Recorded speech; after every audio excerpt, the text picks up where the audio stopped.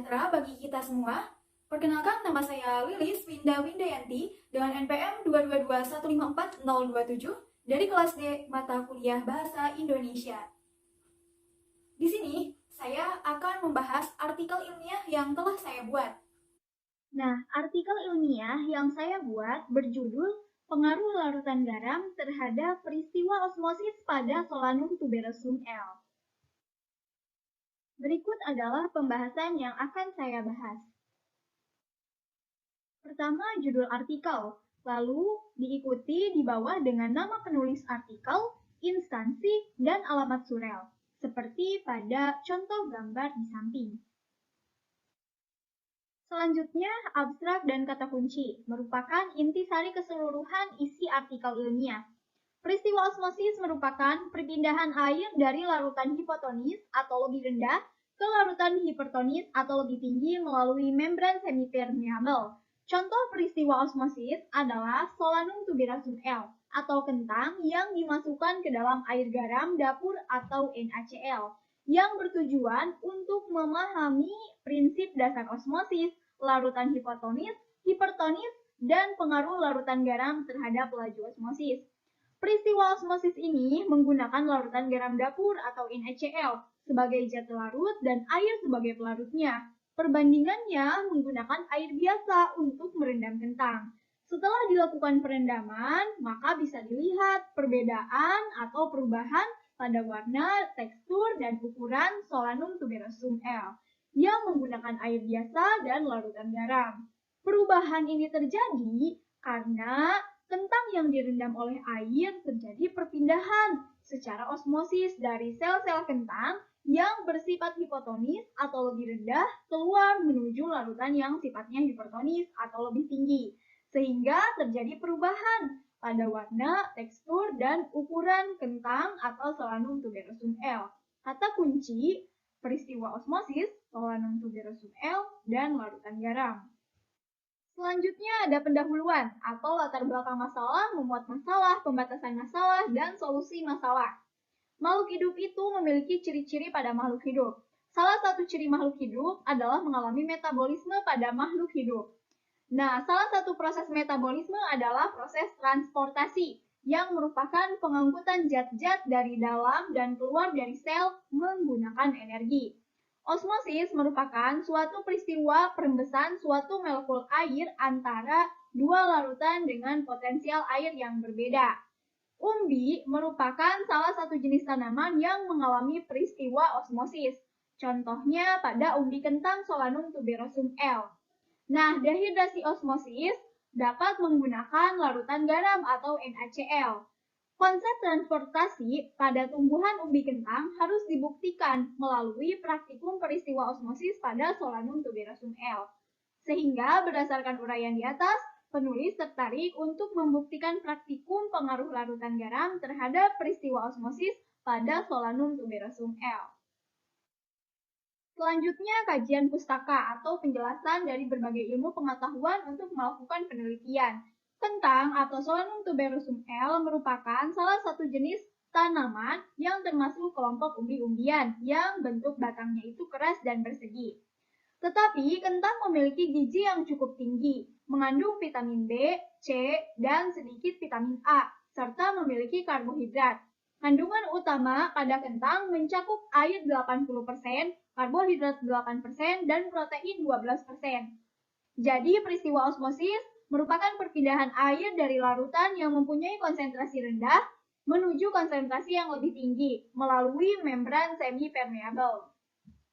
Metode penelitian, yaitu langkah-langkah yang akan dilakukan meliputi waktu dan tempat, alat dan bahan, dan variabel penelitian.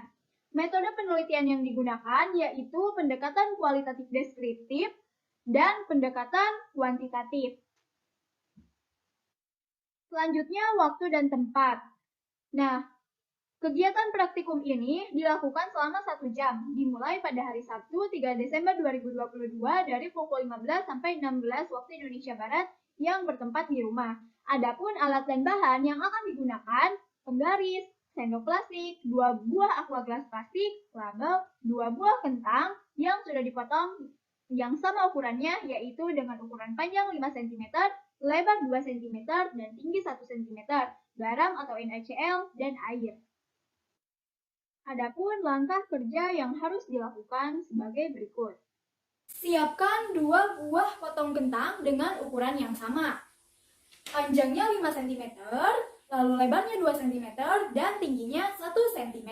Beri label air biasa dan label air garam. Selanjutnya, masukkan 1 sendok garam terhadap air larutan garam. Lalu aduk hingga merata.